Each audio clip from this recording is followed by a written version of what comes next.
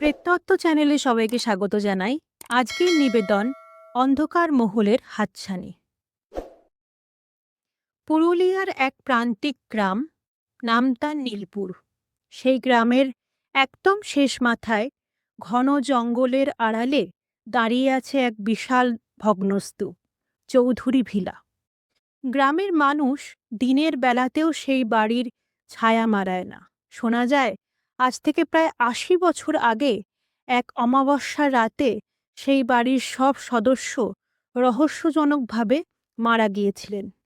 কেউ বলে বিষক্রিয়া, কেউ বলে আত্মহত্যা, আবার কেউ বলে অলৌকিক কোনো শক্তি।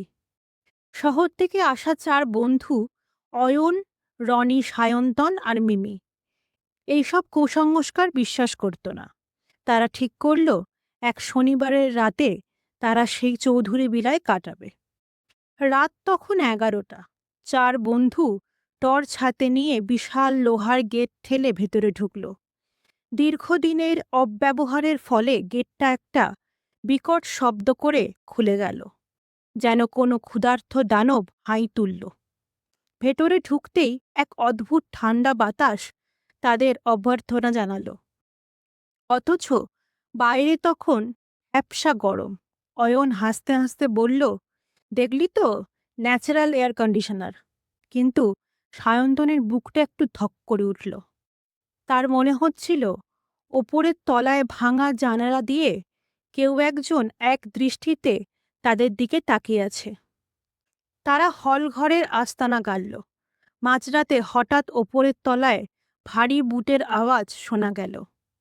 মনে হচ্ছে কেউ একজন খুব ধীরে ধীরে বারান্দায় পায়চারি করছে।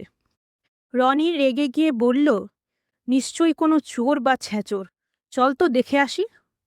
তারা যখন কাঠের সিঁড়ি দিয়ে উপরে উঠছে, তখন সিঁড়িগুলো এমনভাবে আর্তনাদ করে উঠল যেন কোনো জ্যান্ত মানুষের হাড় মরমর করছে। উপরে উঠে তারা দেখল কেউ নেই। চারিদিকে শুধু ধুলো আর মাকড়সার জাল। কিন্তু আশ্চর্যের বিষয় হলো, ধুলোর ওপর একজোড়া পায়ের ছাপ স্পষ্ট দেখা যাচ্ছে, যা ঠিক একটা বন্ধ ঘরের দরজার সামনে গিয়ে শেষ হয়েছে।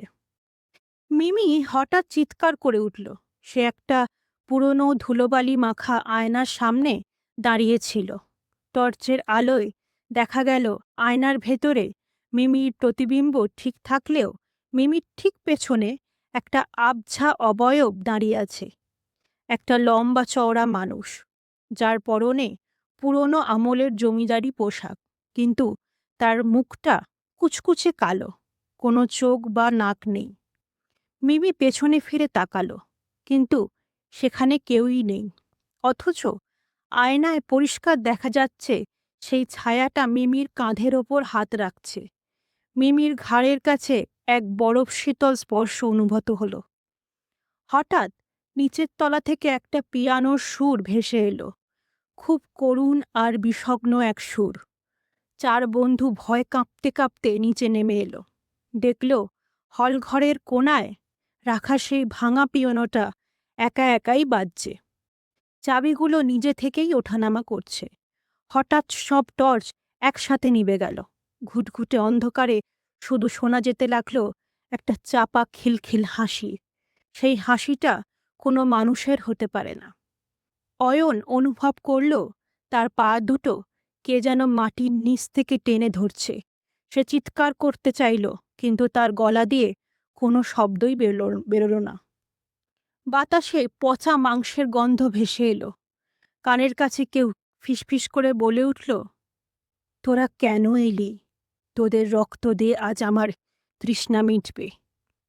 পরের দিন সকালে গ্রামের লোক যখন চৌধুরী ভিলায় সামনে জড়ো হলো, তারা দেখল ৪ জন যুবক যুবতী সদর দরজার বাইরে অজ্ঞান হয়ে পড়ে আছে।